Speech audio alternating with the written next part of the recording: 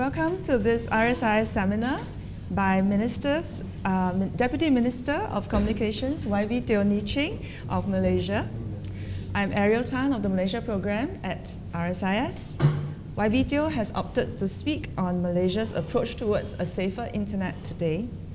You would have seen her bio and the event synopsis, but briefly, Deputy Minister YB Teo Nie Ching has been MP for Kulai, Johor. A law graduate from the UK, she was first elected to Parliament in 2008 and is currently serving her 4th term. YB was previously Deputy Minister of Education, where she championed access to education for undocumented and stateless children, inclusive education for children with special needs, and the welfare of vernacular schools. In DAP, she is currently National Publicity Secretary, Chairperson of DAP Women, and the Johor Party Chief, Party Boss. YB will first give her presentation. We will then have a discussion and Q&A session. We would like to request that our audience refrain from typing on your laptop, as this could be distracting to others. Pen and paper are available here. YB, please. Thank you. First of all, thank you, Ariel, for having me. Thank you, Ambassador, for sitting here as well. And a very good afternoon to all of you. Very excited to meet all of you. Thank you for showing your interest to understand more about Malaysia's approach towards a safer internet. I think very quickly, I'll just tell you Malaysia's current situation. First of all, our total population is about 34 million. And then online engagement is 97%. And our screen time per day is 8 hours, 70 minutes per day per adult. So that is the second highest in the whole Asia. So you can see our online engagement is high, our screen time is also very, very high. And therefore, I think this is why online activity is actually very, very important. And I think it's quite similar to Singapore. These are the most popular platforms in Malaysia.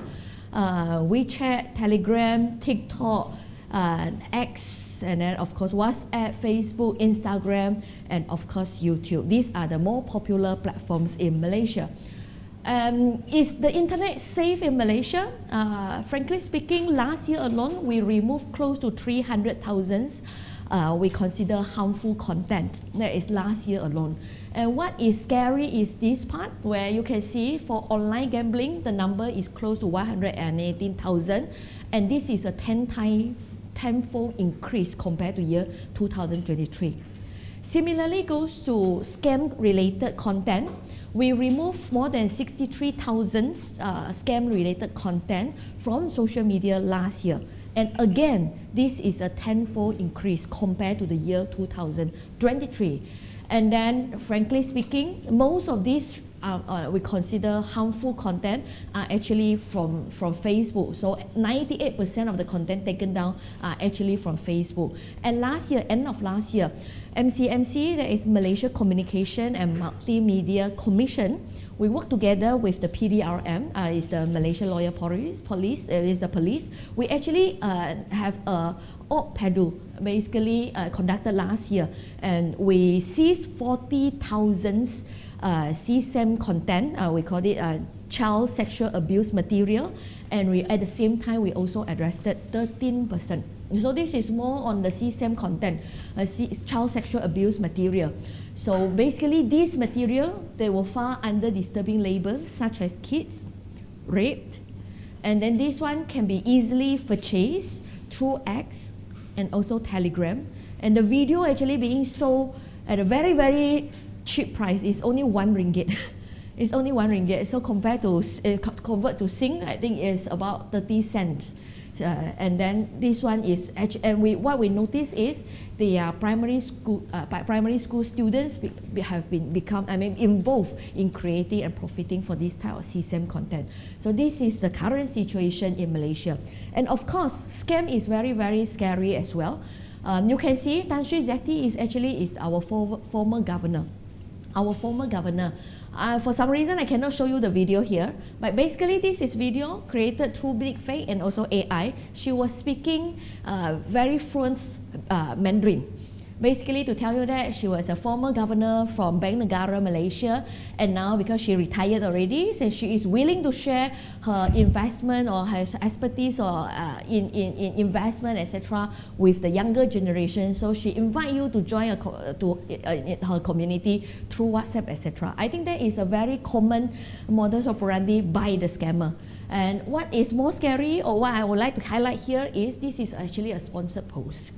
So for Malaysia government, this is not one singular singular event, but you can see that there are many this type of false advertisement. For example, claiming to be an agent whereby they can help you to get Malaysia PR within 21 days, which we know in reality this is impossible, because for Malaysia PR application, if you can get it within 2 years, I would say you are extremely lucky. Frankly, or unless of course for very special circumstances, maybe you can have a fast track application. Otherwise, there are many, for example, foreign spouse waited 7 years, 10 years just to get their PR.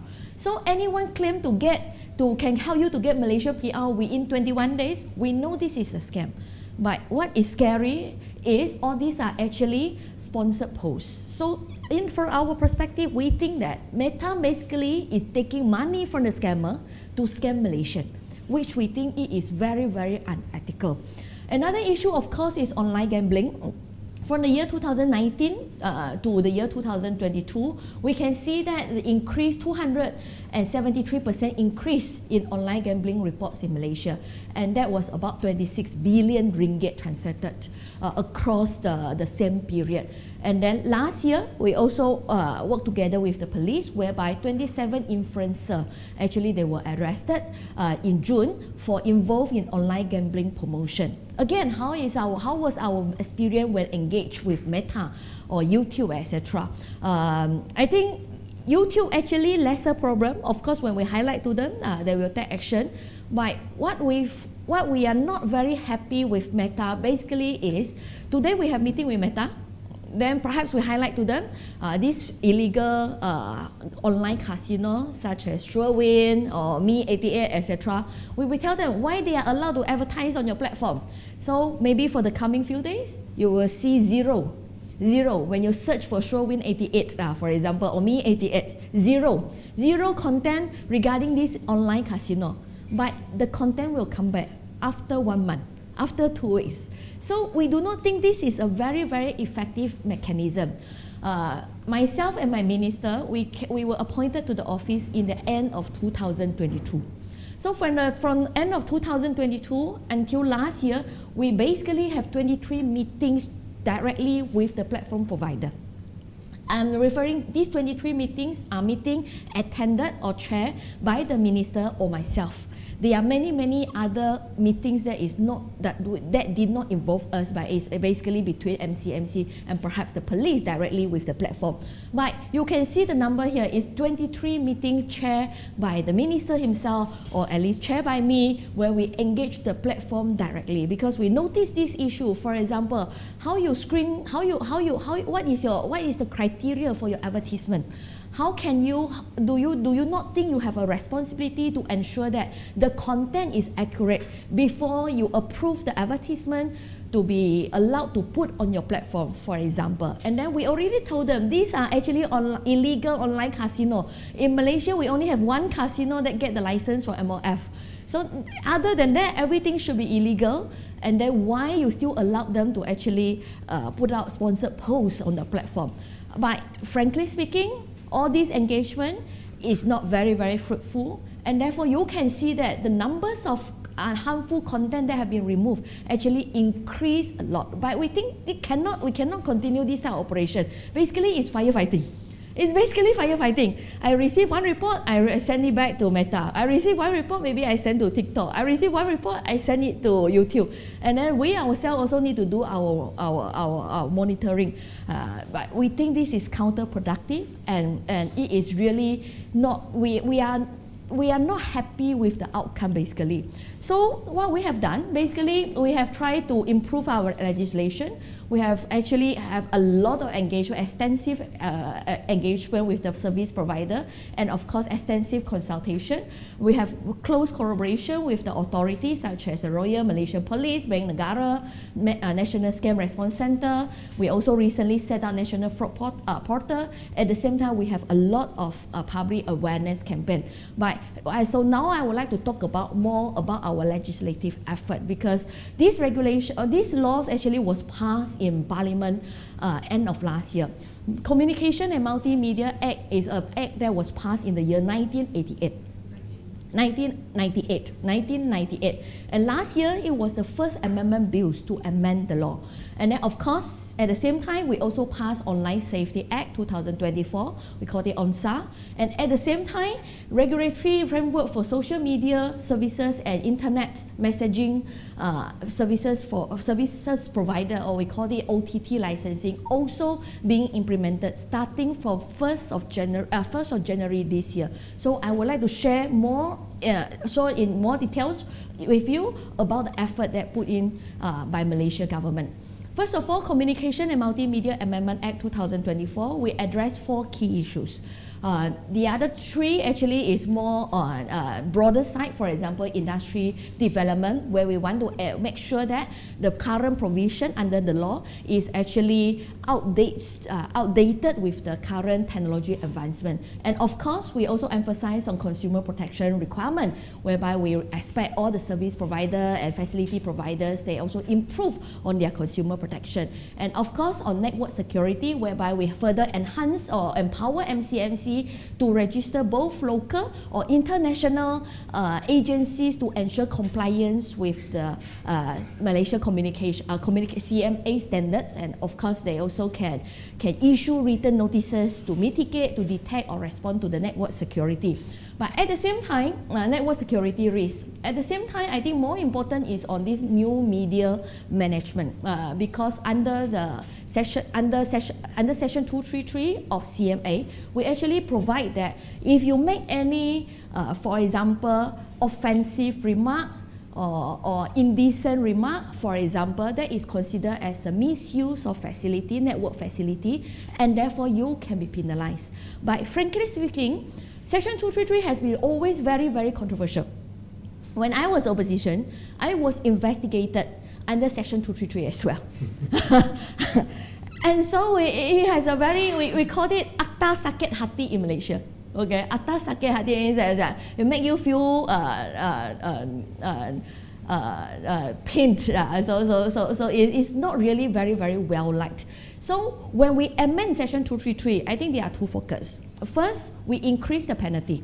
We increase the penalty, especially for content that is related to children or offences related to children. We increase the penalty to make it a seizable offence. Also, at the same time, for commercialized pornography content, we also increase the penalty to make it a seizable offence as well. But at the same time, we also want to make sure the room for abuse can also be more limited or be better managed. And therefore, when we introduce this amendment to Section 233 under CMA, this is our direction. We want to make sure we empower the police to take quicker action against any offences against children, and at the same time, if anyone intend to commercialize pornography in content, then the police is empowered to actually seize their equipment or arrest them immediately. At the same time, heavier penalty can be passed to them. But we also want to make sure for other types of content, while yes, we also increase the penalty from 1 year imprisonment to 2 years imprisonment, we also increase the fine, but we also want to make sure that we provide clearer definition as to what is, for example, indecent, as to what is offensive, because offensive, everyone knows, is very, very vague. One thing is offensive to you might not be offensive to me, and even though the remark can be offensive itself, it doesn't necessarily mean that the remark is wrong per se. So that's what we are trying to do. So the way for us to do it is basically we insert 6 explanations in the act itself. So for example, we said content that, okay, so this explanation 2 is about indecent content, but we explain here, content that portrays private parts based on art, information, or science, which are not gross, are not indecent. So we are trying to provide defense, valid defense. So anyone, if they are being investigated, then at least is guided. For example, am I now creating this portrait or this art piece or this work? Is it for the purpose of education? Is it for the purpose of science, etc.? And therefore, if that fell under this category, then it should not be considered as indecent. Same goes to explanation 3. It also says that content that portrays private part based on art, information, or science, which are not gross, such as sex education, anatomy, are not seems or indecent. So this is another one. And of course, under explanation 4, where we try to define what is considered as false content, we also says here, content in the form of satire or parody, or where it is clear that this is fictional, are not forced. So this is previously all these 6 explanations are not there, but what we are trying to do is we put it here so that yes, we hope police stand to be guided by the amendments, and at the same time, if anyone, when they are being investigated, or anyone when they want to exercise their freedom of expression, then at least they should know that where they can draw the line. I would not say this explanation or this effort is perfect, because I think eventually what is offensive or what is not offensive can still be very, very subjective. But I think this is something that all the government need to deal with, because eventually it's for the court to decide whether certain remarks is offensive or not. And also one more thing, because the original version under section 233 basically is offensive. But we also want to ensure the general public that it is not the intention of the government to actually restrict your freedom of speech, and therefore from offensive remark we insert one more word, that is grossly offensive. Grossly offensive, because we want to make sure that general public, or at least this is an indication that we don't want the police to easily take action just because one of the comment can be considered as offensive, but we want to raise the threshold to grossly offensive. But of course people can come and ask me, what do you mean by grossly offensive? I say you are stupid is considered offensive or not? If I say you very, very stupid, is it considered grossly offensive? Again, I admit I don't think this is something perfect, but I think at least the intention is there, and I think this is also recorded. The intention itself is also recorded in the parliament. Okay. So at the same time, we also have Online Safety Act 2024. We are not the first country who have this type of bill, and actually I think Singapore you have this since 2022. So when we come out with our act, we actually make reference to various countries. Under OMSA, basically we list out 9 categories of harmful content. These are the 9 category harmful content that has been classified under OMSA in the Act. So you got CSAM, that is scam or financial fraud, or SIM content, indecent, cyberbullying, violence, terrorism, induce a child to cause harm to themselves, content that promote feelings of ill will, hostility, and may disturb public tranquility, and also use or sales of dangerous drugs. So these are 9 types of harmful content that will be dealt with under OMSA. And then basically, I think this one is quite straightforward. Basically, this is also covered under OMSA, whereby we expect the platform to provide a report mechanism, which I think majority of them already have. So I don't think I need to go into detail of it. Basically, we are saying that all the platforms should have a mechanism for the user to do the report. And then after their review, they can decide whether this is harmful content or is it not harmful content. And if this is possible to be a priority harmful content, then their obligation will be temporarily or immediately make the content inaccessible for the prescribed period of time. So I don't think this will be controversial, because basically this is the regular moderation that should be done and conducted by the service provider. But at the same time, we also allow general public to lodge report to MCMC. So anyone feel that this piece of content, they consider it as harmful content, they can also lodge a report to MCMC. And of course, MCMC will decide or will assess or will review to decide whether this is, in their opinion, is frivolous complaint or whether this is actually a valid complaint. And if we do not dismiss the report, we think that this is harmful content, then we will issue, or the MCMC will issue written instruction to the service provider to take down the content. Of course, the question here would be, how do we prevent a situation whereby the government abuse their power or MCMC abuse their power? So at the same time, we also put in an appeal process.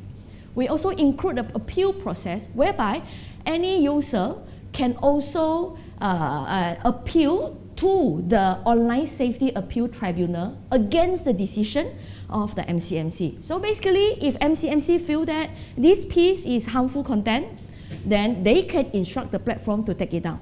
And then it is the duty of the platform to inform the person who posts the content that we are now under the MCMC instruction to take down your content. And of course, as the person who put out the content, they can then go to the Online Safety Appeal Tribunal to review the decision of MCMC. So we incorporate this report to commission mechanism. At the same time, we allow people to challenge the decision by MCMC so that there will be some degree of check and balance. And then who sit in the tribunal? Basically, we make sure that the tribunal is chaired by a High Court judge, together with at least 2, but not more than 4 experts of the area.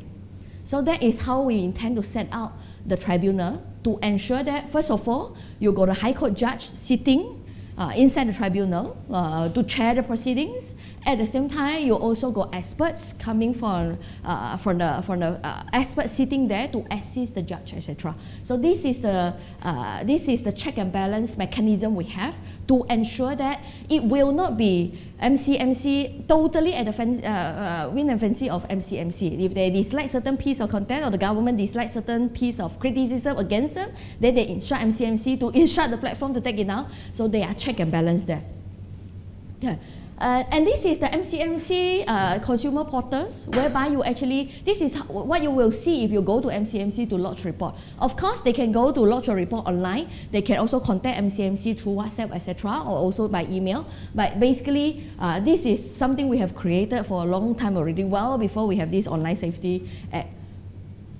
At the same time, starting from 1st of January this year, we already have this OTT licensing. Basically, we are saying that previously, all the social media platform and the service provider, they are exempted from applying license. But Malaysia Cabinet made a decision. We lifted the exemption, and now we want social media platforms with more than 8 million users. They need to come to apply a license from MCMC from the latest, from 1st of January 2024. So basically, with this 8 million people threshold, we will cover Meta, we will cover ByteDance for TikTok, we will also cover X, we cover Google because of YouTube, we also will cover, for example, Telegram, WhatsApp, etc. At the moment, 3 already got the license, that is TikTok, WeChat, and also Telegram. Meta already sent their application. We are still in the midst of approving it. We have problem with another tool, that is X and also Google. For X, their argument is they don't have 8 million users in Malaysia. This is the explanation they gave to us. And therefore, they think that they do not need to apply for a license. We are in the procedure to verify the number with them, because as the number I showed you previously, it shows that they actually got close to 30 million users. They got about close to 40 million users in Malaysia. But they say a lot of them are actually fake accounts, and they actually have cleaned out all those fake accounts. And therefore, now they claim that they don't have 8 million users in Malaysia. I think that is something we need to see their data to be convinced. And for YouTube, their argument basically is they don't consider YouTube, Google don't consider YouTube as a social media. So they dispute the definition. This is something I think we need to make a policy call, because according to Google, they presented similar argument in other countries, and some countries, some government accepted the arguments. But this is a policy call to be made by Malaysia government. But what is under this OTT licensing? Basically, we are now says that by now you are being a licensee, of course then you need to comply with certain code. And this is the code we call it the code of conduct or best practices for internet messaging service provider and also social media service provider. This was published end of last year. We again conducted extensive consultation, and then we received 21 written submissions from social media platform providers, from telcos, for academia, for UNICEF, political parties, and many more. And then eventually, this document was published on 20th December 2024. And these are some of the obligations. Some of the obligations we put inside this code of conduct. For example, the platform provider need to have clear and robust system for timely identification, assessment, and removal of harmful content. And then another one is dedicated local content moderation team in Malaysia. We feel that it is very, very important for us to have local content moderation team. I can give you two examples. Her name she is Esa. She was an influencer. She committed suicide after facing some cyberbullying in July last year. The cyberbullying actually happened during TikTok live, but of course it was not one-off occasion. Right? The last occasion actually happened during a TikTok live. You can see that she was an Indian, and therefore the person involved in this cyberbullying, they spoke in Tamil. They spoke in Tamil. Why the live wasn't ended immediately when they used some very, very harsh words such as rape, such as kill? The explanation from TikTok was that they don't have content moderator who understand Tamil. And therefore the system failed to detect this type of very violent conversation. Because what we realized after the incident was they are basically threatened to rape her, to kill her, and not just her, but also her family member. And that's why she chose to take her life. So we realized that we cannot allow the platform to continue the operation without having proper content moderation. And you can only have proper content moderation when at least the team, they understand the languages used in Malaysia. And Malaysia, we use Bahasa Malaysia, we use English, we use Mandarin, we use Tamil, and of course there are some minority group, we use Kadazan, Iban, etc. But we think that is actually very, very important. Another incident that I can share with you is content related to May 13. This content actually, we got many this type of video using the word May 13 after 15 January election on TikTok. Because 15 January election, we have a change of government. We have a change of government. And then May 13 basically was a scary history in Malaysia, whereby it happened.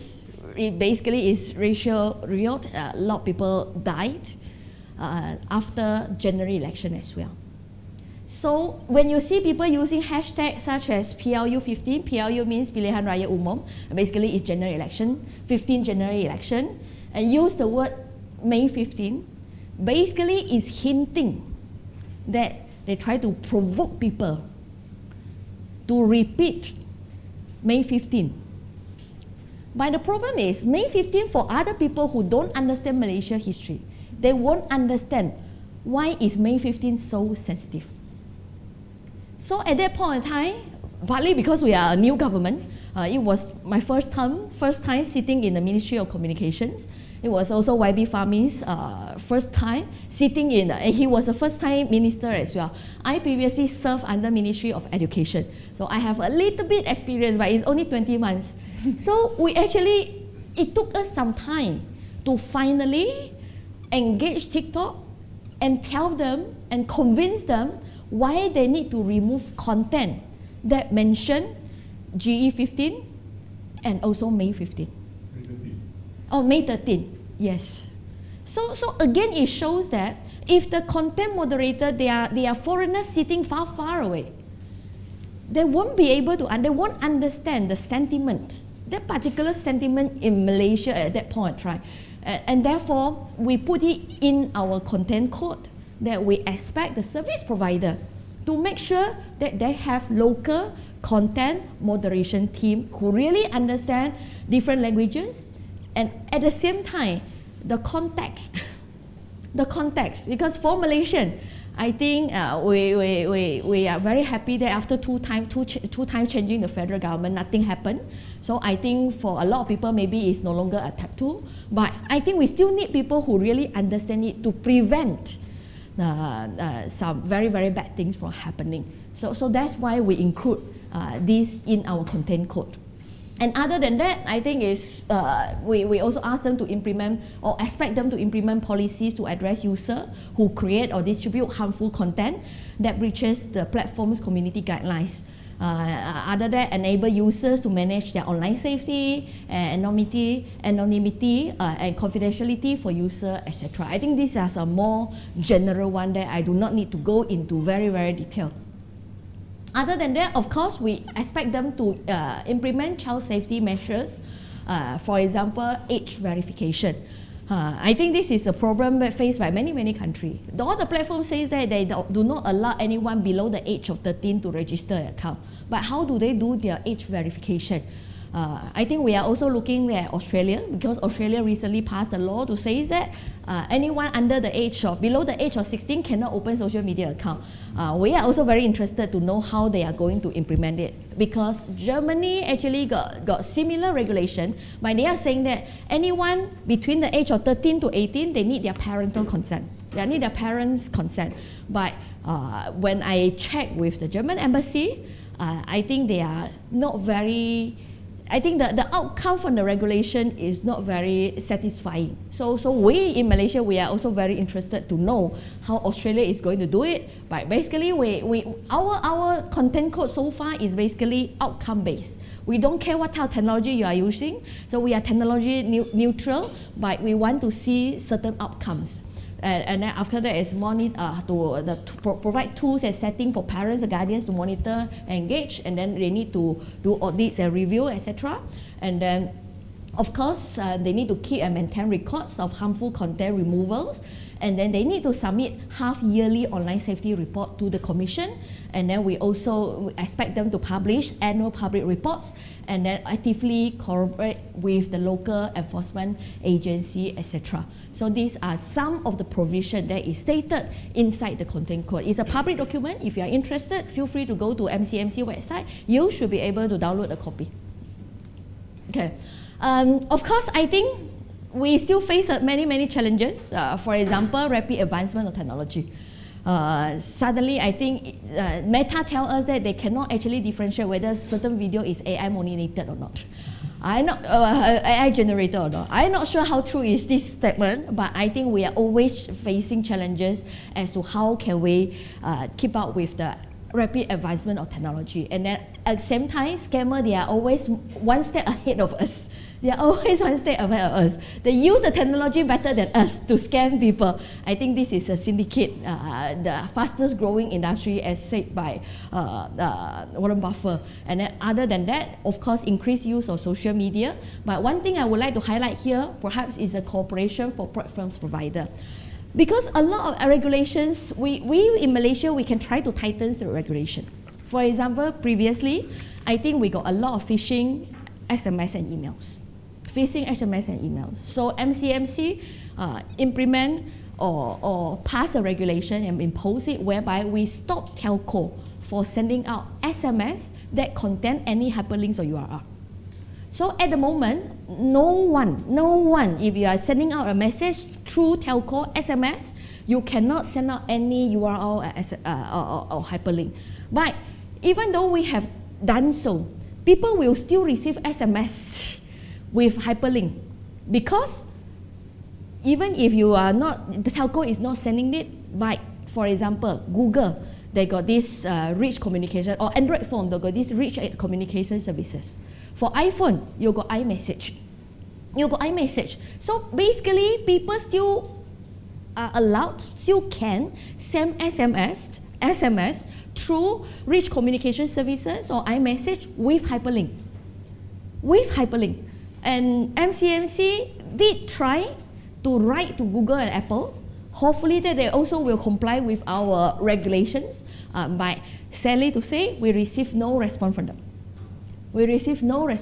So I think even though we have this OTT licensing, I think how to get the full cooperation from different platforms is still going to be very, very challenging. And of course, WhatsApp is another, Telegram is another. People still send URL through WhatsApp and Telegram freely. But frankly speaking, I think after we impose or review our regulation, we stop telco to send out SMS containing hyperlink. I think SMS phishing and also email phishing actually is reduced quite a lot.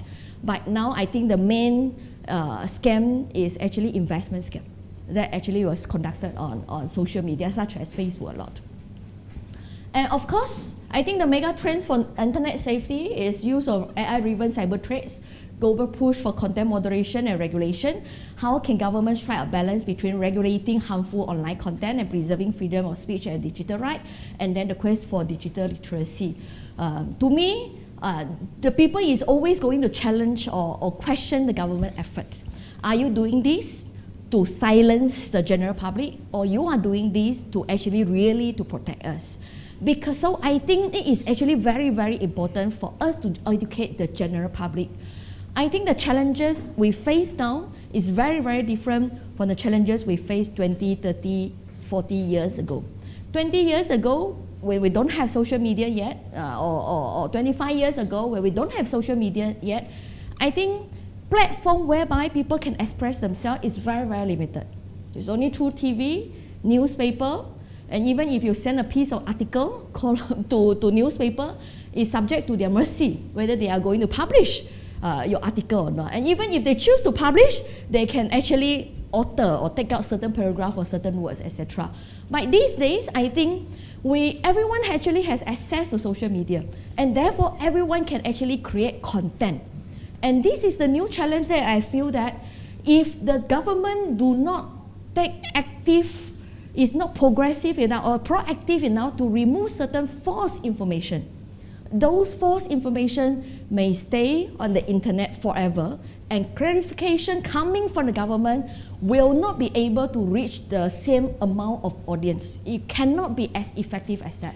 I think study already shows that content that actually related to, for example, conspiracy, or for example, promote violence, is usually will go more viral than anything else. And the ratio maybe is 7-1, meaning out of 7 people who receive this piece of false information, maybe 1 only will read the government or the clarification issued by the government. So how do we strike the balance? At the same time, make sure that you don't give the government too much power to make sure that the freedom of speech is also still preserved. I think that is very, very important. And then Malaysia is the chair for ASEAN this year. What we are hoping is we can actually engage ASEAN as a bloc to engage with this tech giant. Malaysia is small. We only have 34 million population. We dare to have this type of engagement with the tech giant simply because Malaysia, we actually, first of all, we spend a lot. We spend a lot compared to other countries, and then the numbers of users actually is considered high. It's actually considered very, very high. You can see that 98% actually got online activity, etc. But still, we are only 34 million population, and it will be difficult for smaller countries to actually engage with the tech giant. So during 2025, one of the key agenda under Ministry of Communication would be, we are hoping that we can engage ASEAN as a bloc, and then we can unify our legal frameworks, and of course, we use it to actually negotiate with the platform provider. We believe that that can be more powerful and influential.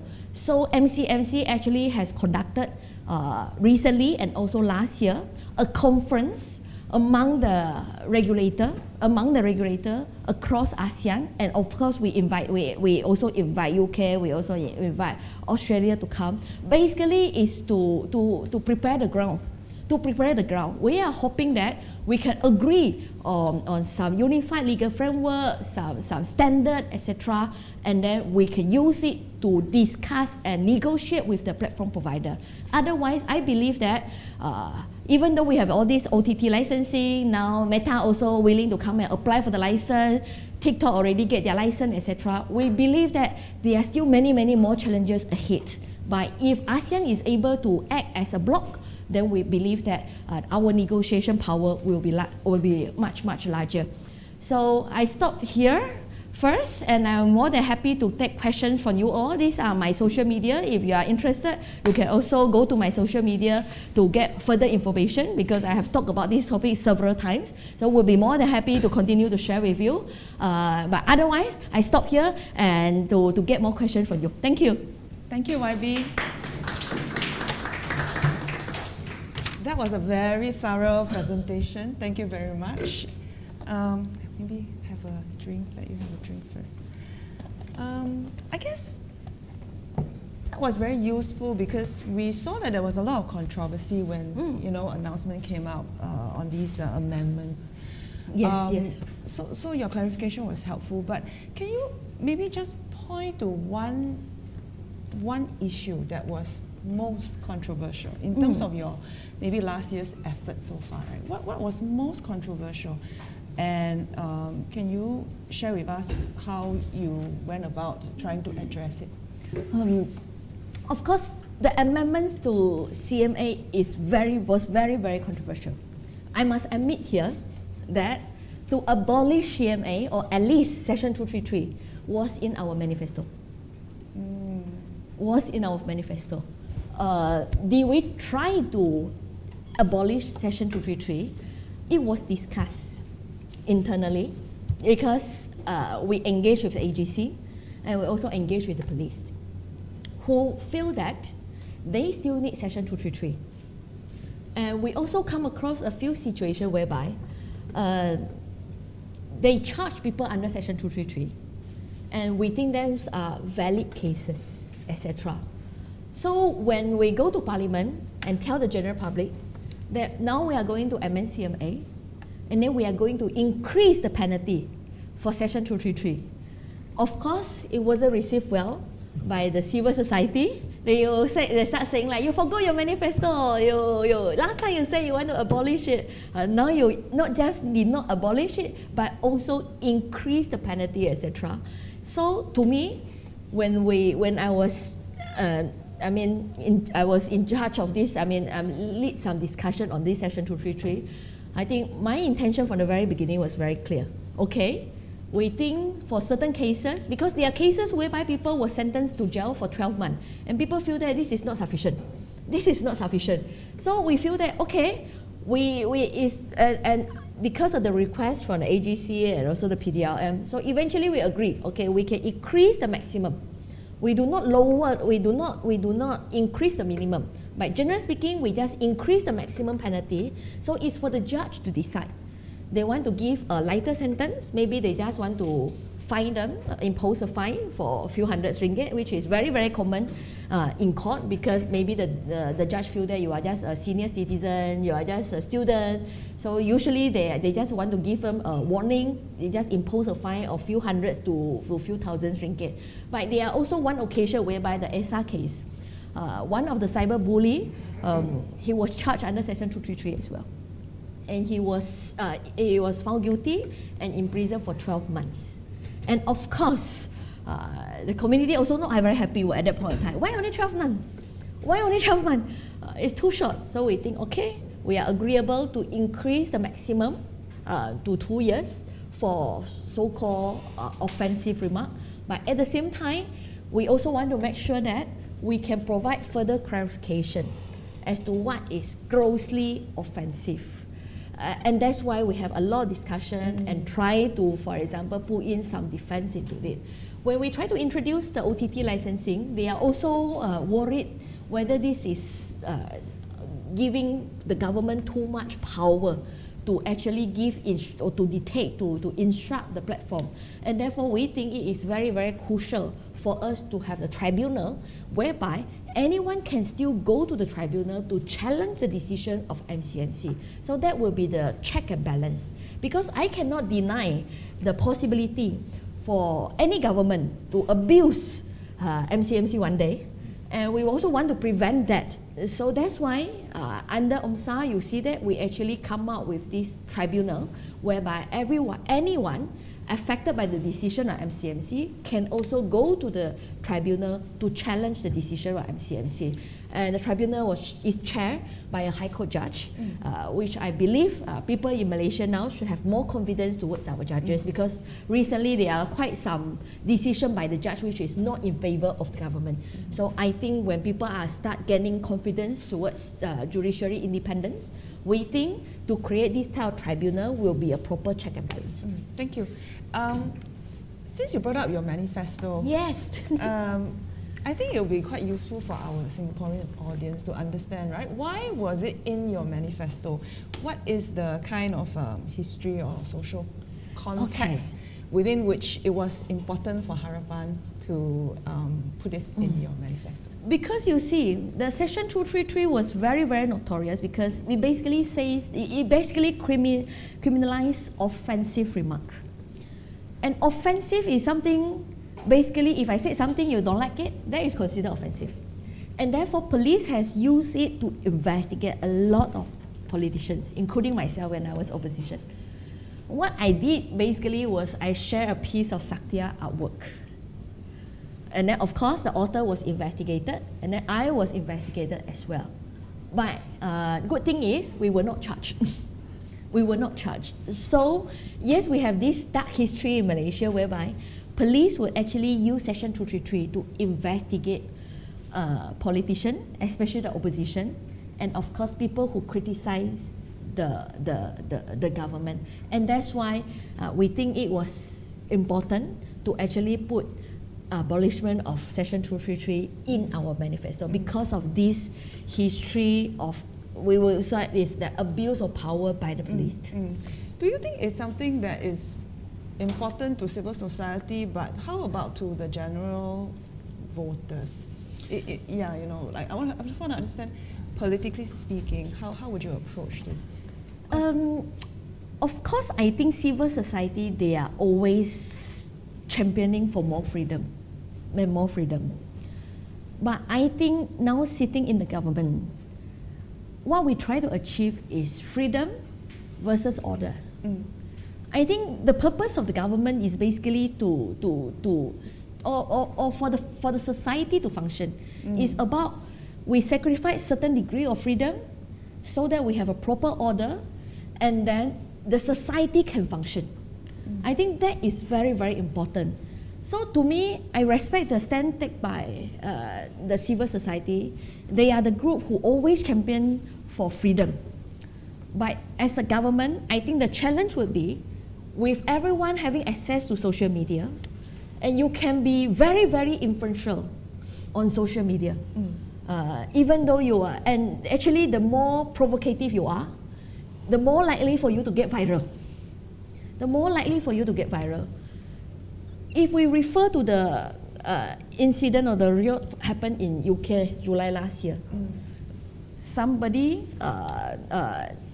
killed 3 young kids in a dance class. Why it turned into a riot? It's simply because someone claimed that they were murdered by an illegal immigrant. The video was viral, 15 million views on X.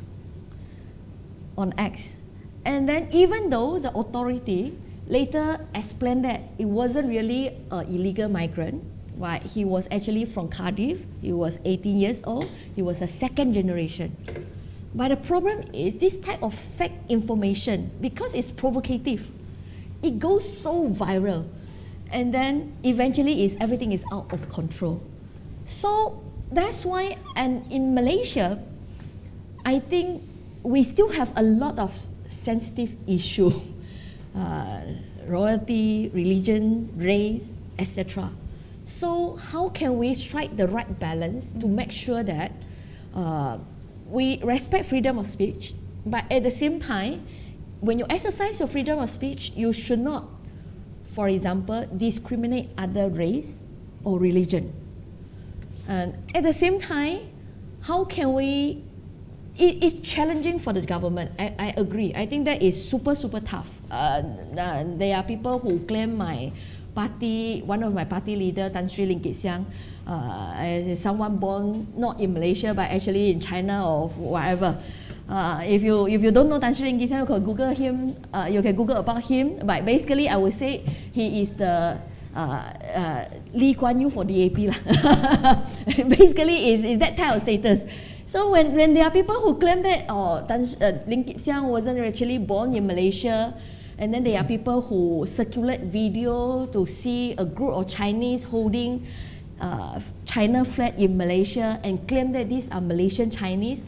All these small elements, when it add out together, if this is out of control, it can be very dangerous.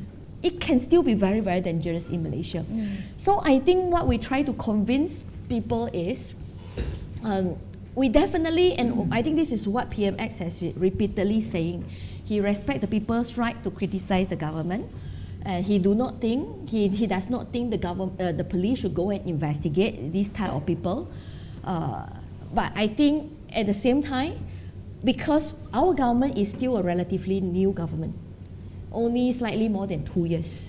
So I think our direction and the police direction also need more alignment. Because I think at the same time we try to let police to be independent. We don't want too much political interference.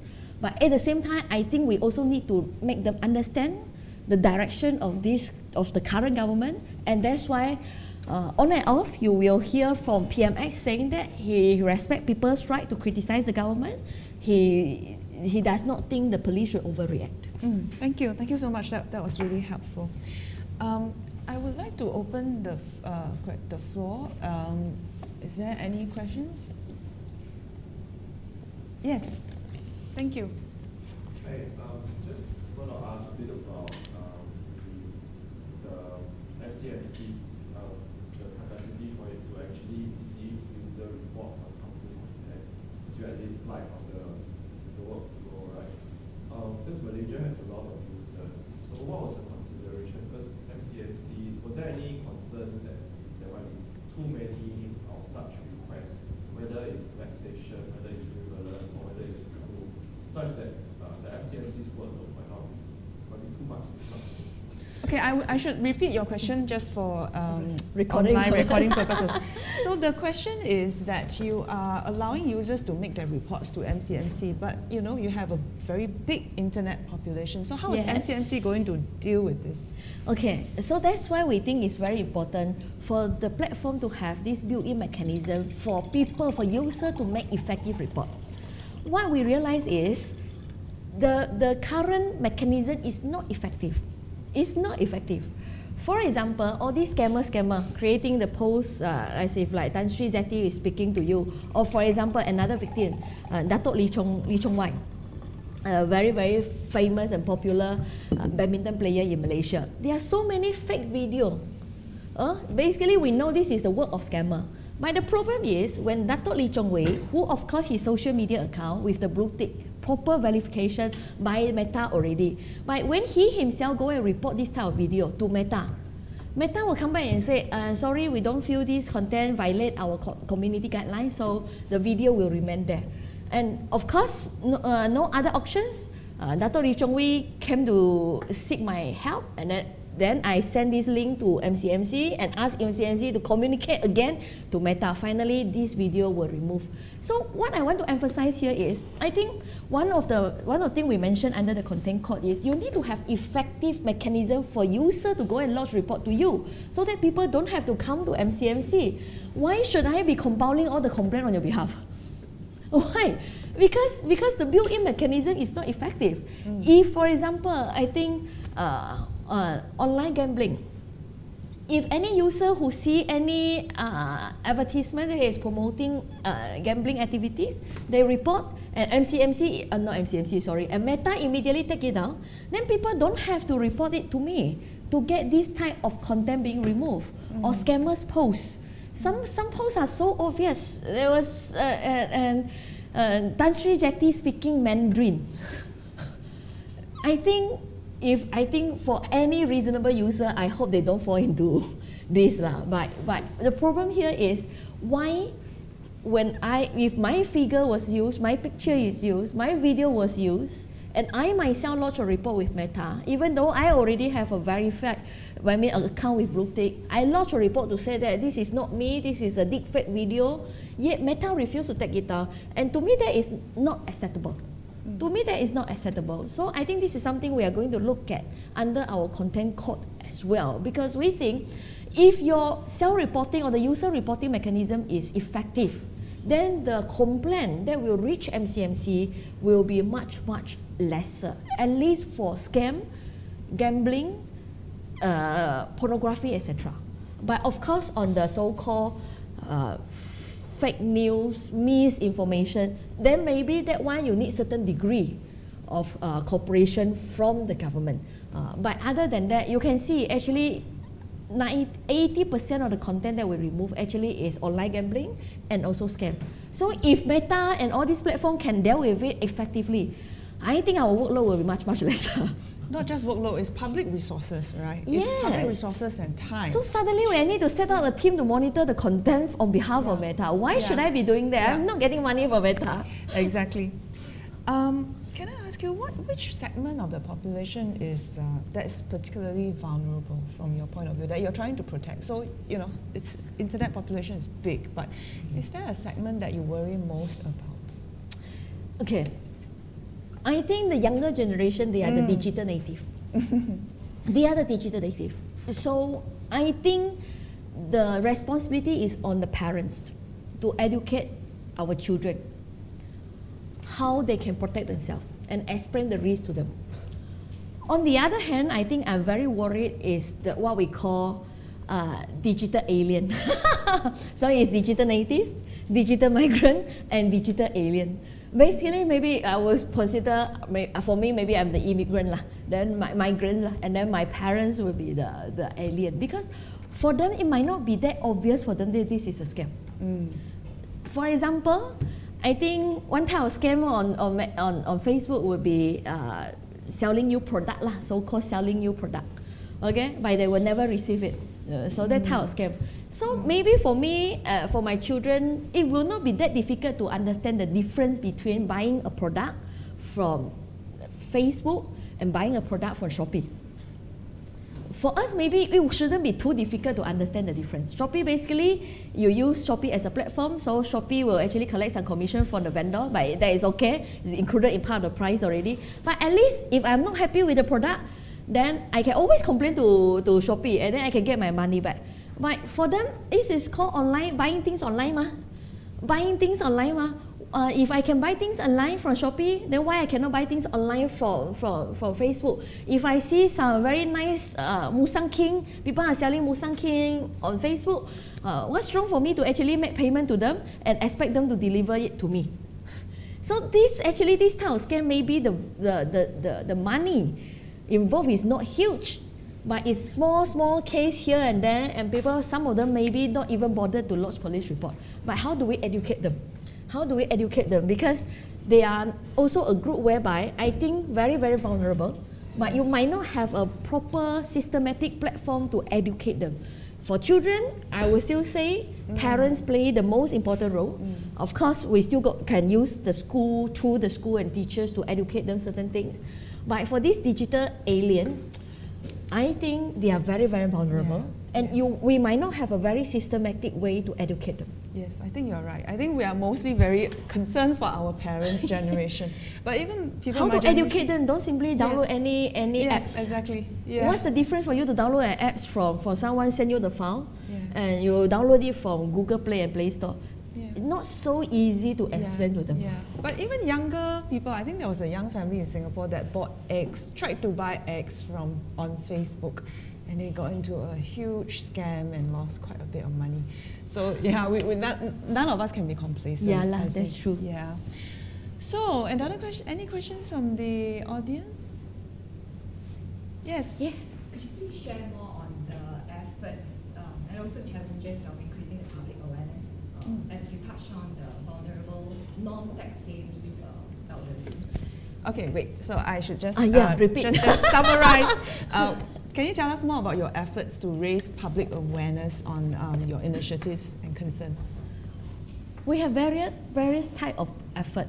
MC, we have this we call it Klik dengan bijak. Klik basically is click lah. Bijak basically means smart. So click smartly, for example. That type of program basically is we organize it in community. We also enter schools to do this type of program. Not just MCMC, but we got different agencies putting out different effort. Bank Negara, for example, police, of course. They also have this Stay Alert, Be Smart campaign. And then we also got cybersecurity. Malaysia is under the Ministry of Digital. They are also having similar campaign, etc. But I think the key challenge will be this. People receive information from social media, not from TV or newspaper anymore. So traditionally, your campaign will be very effective if you advertise in TV or newspaper. But nowadays, people get information from social media. I think that is the current trend. For myself, if I want to read the news, I will also go to social media and then go to their page and then try to get out all the links. So people don't get information from TV, radio, and newspaper anymore. I would say easily 80 to 90% of us get information from social media. But social media is controlled by algorithm. Social media is controlled by algorithm. Our Facebook today, if you scroll through your Facebook now, how many content actually is decided by you? Or actually is decided by the algorithm, or maybe Meta, because they receive the fee already, they need to push this type of content to you. I think previously there was one survey that was done to actually say that more than half the content we receive these days wasn't chosen by us anymore. It's all controlled by the algorithm set by this tech giant. And tech giant, of course, different platform, different algorithm. But what you will see is, even if you are, unless you are somebody who are very interested to get this type of information about scam, it's very unlikely for you to see this type of video on TikTok. Don't talk about Facebook. I think that is worse. Do we have this type of campaign? Yes, we created a lot of video. Not just MCMC, Bank Negara, and actually the Bank Association in Malaysia, they also come up with certain funding. They create a lot of nice video. They put it on Facebook, etc. But the reach would not be high. The reach would not be high unless they are really paying for it, and then to get more audience to watch it. So I think this is something I expect the platform to do better as well. If you can decide what type of content is going to coming to my platform or to my Facebook, then why can't you actually try to assist this anti-scam campaign or this public awareness campaign by, for example, every half an hour I spend on Facebook, it will come out with something like public awareness or public awareness program or PSA, for example. At least you let me know that, okay, this type of activity maybe is happening here, but be careful, don't easily believe everything you see, etc. So I think everything's go back to algorithm control by the platform. And if we don't get further cooperation from them, it will be very difficult. How many people we can actually reach and talk to face? I organize community event. Okay, we call it camp anti-scam. So anti-scam camp. It can be a 2 days event. It can be a 3 days event. But only people who are willing to come will receive the information. If they are not interested to come, not bothered to come, I cannot send the information to them. I create a lot of video to talk about this anti-scam campaign. But on Facebook, even if they are my follower, they might not see my video. And Xiaohongshu, I think I'm doing better now on Xiaohongshu. I think for some reason, a lot of people are interested in this type of content on Xiaohongshu. So at least they will see it. But if you are that type of people who never bothered about to read this type of message, you can still stay or live in your own bubble. And no matter how many campaigns we do, how many videos we do by different sorts of people, is this type of message still very difficult to get them. So my personal approach or the ministry approach, we are trying to do different types of cooperation with different type of influencer, because we think that they have their own followers. It would be good if this KOL, even though they are actually most of their content talk about bikes, for example, but it will be good. Occasionally, we also work together with him or her to create some anti-scam message, so that at least the message can also pass down to his follower. This is something we are trying to do in Malaysia. Thank you. Any questions? Otherwise, yes. Yeah, I like your reference to Malaysia's chairmanship of ASEAN this year. I am still involved with ASEAN work. And one of the things that we discussed among the senior gentlemen and lady in ASEAN networking is how do we tackle this issue of scam and misuse of the internet. So going forward, I think Malaysia is in a very good position to promote this or strengthen this ASEAN cooperation. You mentioned the difficulties in trying to put out all the relevant messages, but I think if we can agree on some basic key points for educating our internet user in ASEAN, the combined numbers of the 10 and possibly 11 ASEAN member states will be quite significant, and it can activate the algorithm to generate kind of push out. So I think in the calendar year 2025 this year, let's see what we can do together under Malaysia's chairmanship. The idea is to generate enough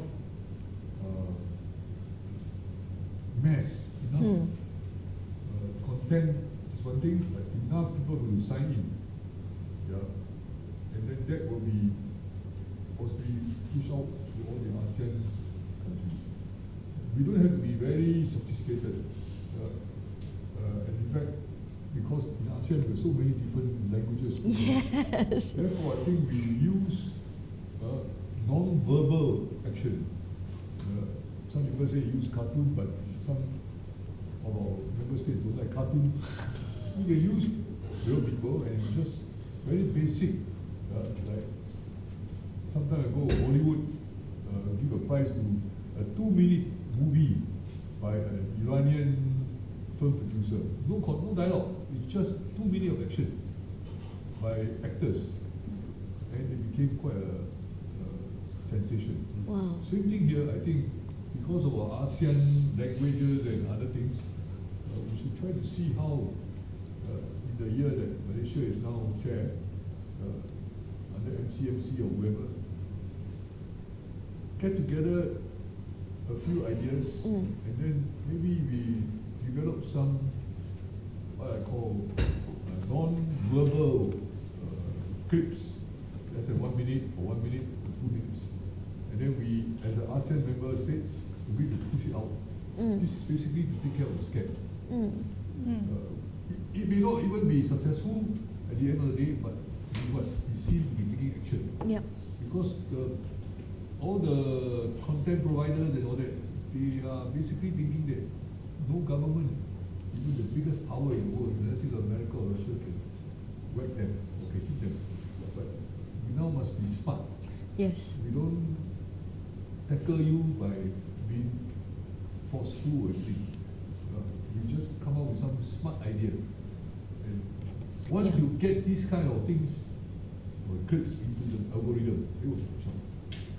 And one way we can do this perhaps is by getting some famous singers or even actors or actresses that are quite well known internationally. I think combined ASEAN effort, as you try to allude to in your PowerPoint just now, is important, and it's necessary for us to do that. This year is Malaysia chairmanship. Next year is Filipino, and after that is Singapore. So if we organize ourselves carefully, for the next 3 years, we will have a Same message. sustained message.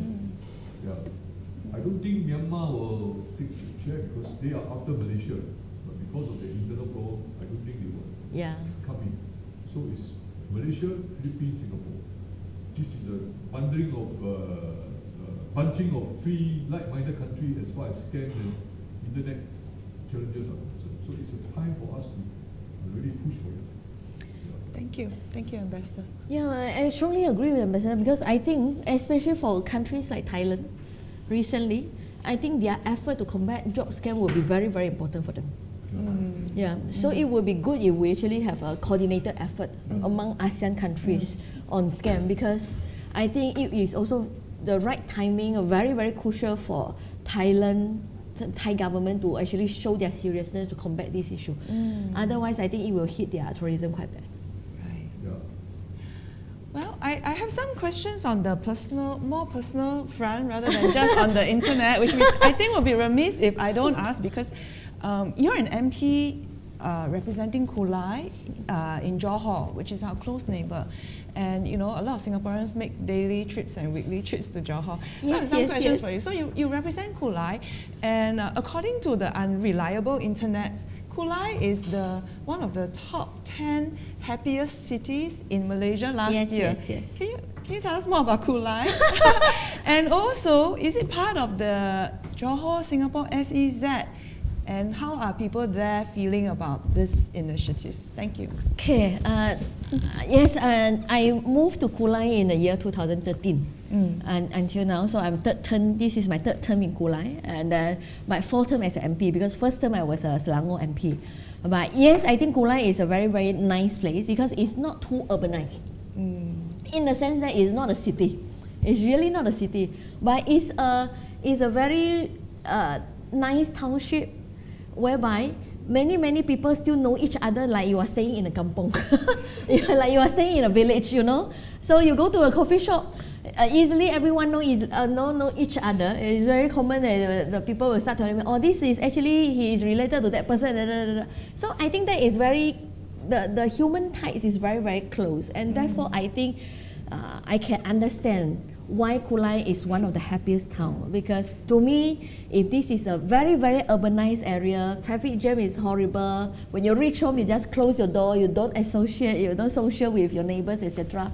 I think in Kulai we don't have this problem, and we have a lot of community events as well. We, for example, Chinese New Year in one of the new village, we call it Kelapa Sawi or Batu 26. We actually we gather the artists there, and then we will do the mural every year in conjunction of National Day celebration, and then we will decorate the whole kampong or the village, and then we will have this celebration in conjunction of Malaysia there. And then of course for Chinese New Year we will decorate the village, and then so that to create some Chinese New Year atmosphere as well.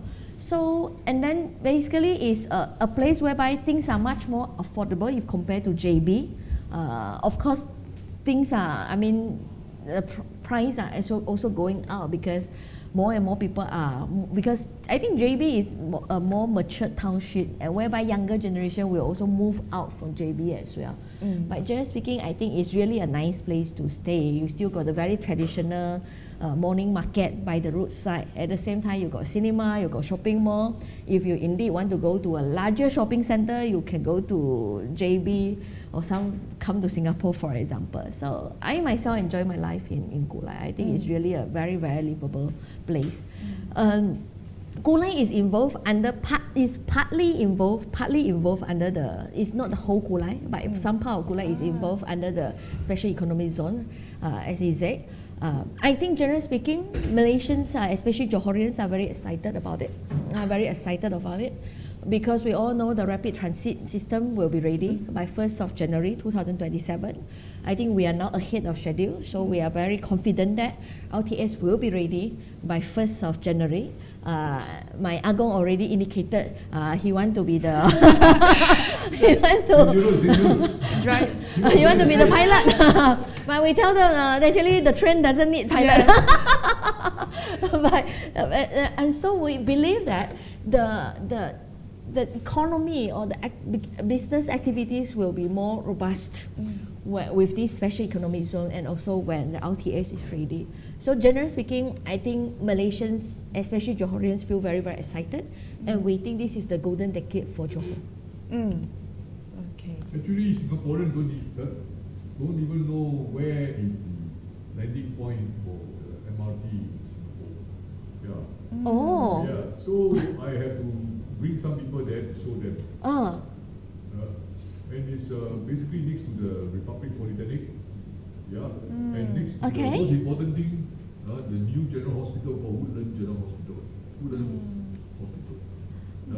And for my aged uncle and auntie, they are happy. They are living in Malaysia, they say that when they need to visit Singapore for the death of any of our relatives, there is a new what we call wake center.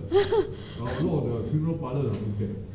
So you take the MRT train from Singapore to this place.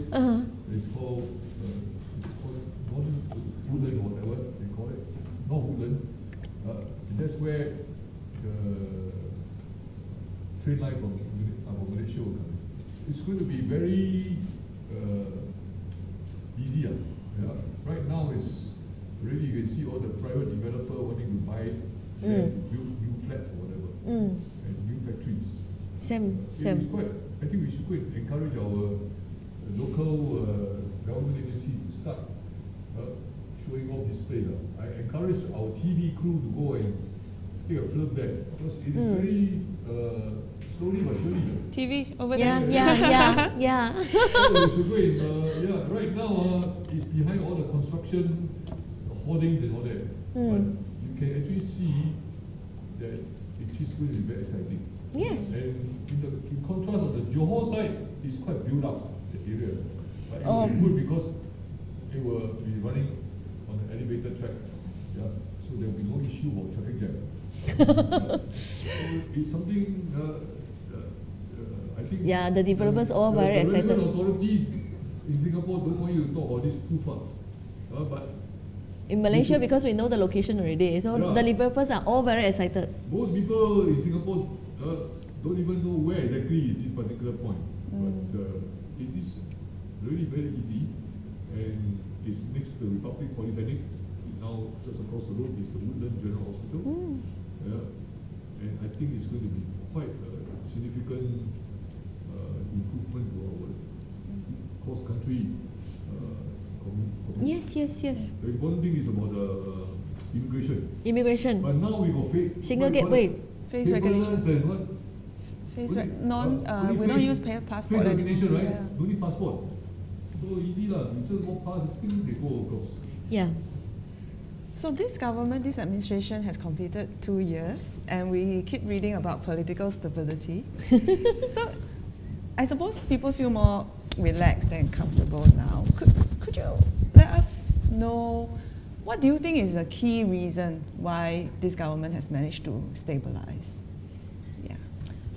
BMX Of course, it's very, very important. Those of you who don't understand what is PMX. Yeah. Prime Minister number 10. Number 10, PMX, yeah. I think few factors. I think PMX definitely one. And then, of course, our current Agong, who already said it not just one time, but a few times, that he's not going to entertain any requests to change the government. We have enough already. In the past 5 years, we have like, how many prime minister? 1, 2, 3, 4. This is the 4th one. Within 5 years, we got 5 prime minister. and then so the current Agong also already indicated many times that is not. So that's why you say I don't want to change anymore. And at the same time, I think the Sarawak government, GPS also play a very important role. The Premier, Abang Joe, also even recently repeated again that let Anwar continue, finish 1 term, and we see how.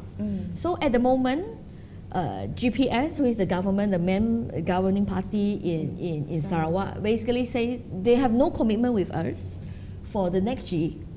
I think this is not something discussed yet, or there's no agreement yet. But at least when Abang Jo, the Premier, said it not just once, twice, maybe 3 times already, that he will support PMX for the full term, I think that gives us the confidence. Because it actually, in one way, I'm not saying that UMNO is not important, but I'm saying that with GPS support, basically even if some UMNO MP choose not to support the current government, we can still survive. But I think that situation is unlikely to happen because we already amend our federal constitution. Basically, you cannot disobey your party in the sense of supporting which government. Of course, some other policy issue, maybe you can have different stance. I think that is understandable because I think you still need to allow the MPs to be able to debate or take different stand on certain issues. But on key issues such as supporting who to be the Prime Minister and government to work with which political party, I think that will be deemed as a decision that you will like disobey the party and therefore you will be expelled. You will be expelled.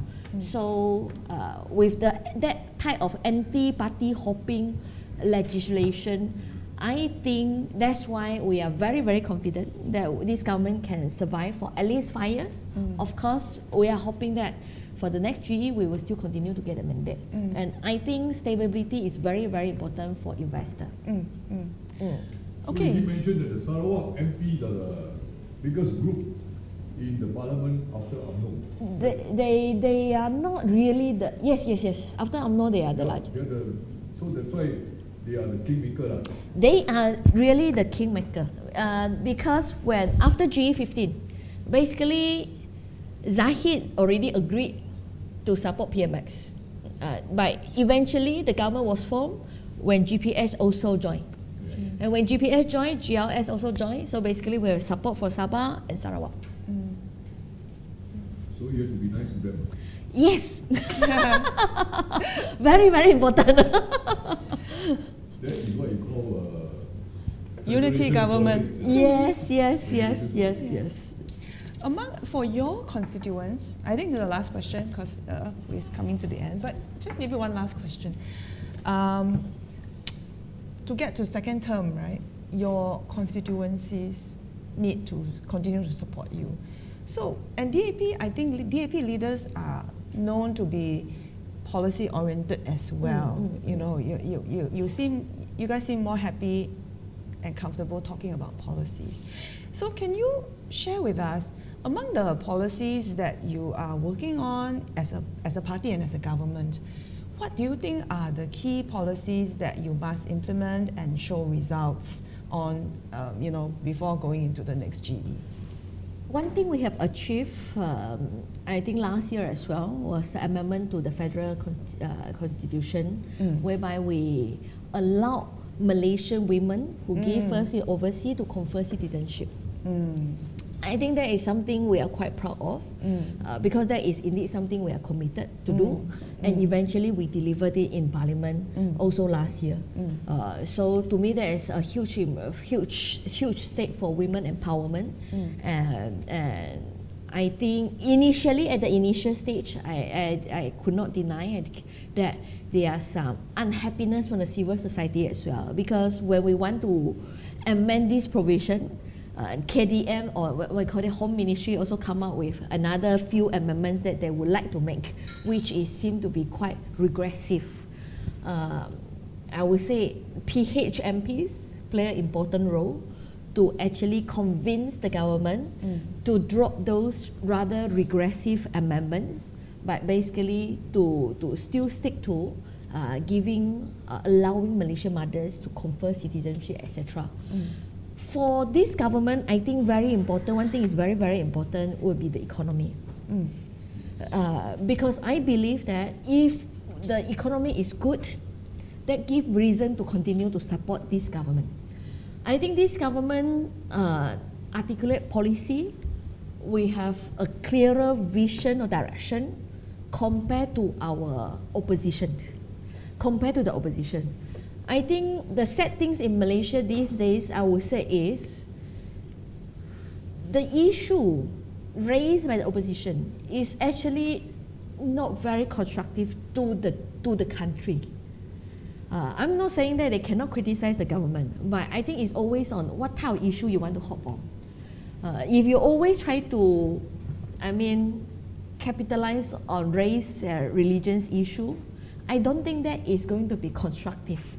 But they also don't involve much in the policy debate per se. You ask them, basically you cannot think of any policy that they have been articulate or campaigning for. So I think this is very, very crucial for this government, unity government, Madani government, to be able to deliver the outcome, especially for economy. Thank you. Thank you so much. Thank you. I would like to Thank thank you. everybody who attended this talk, and to YB Teo and to my events colleagues for making this event possible. Thank you, everyone. Have a good day. Thank you. Thank you.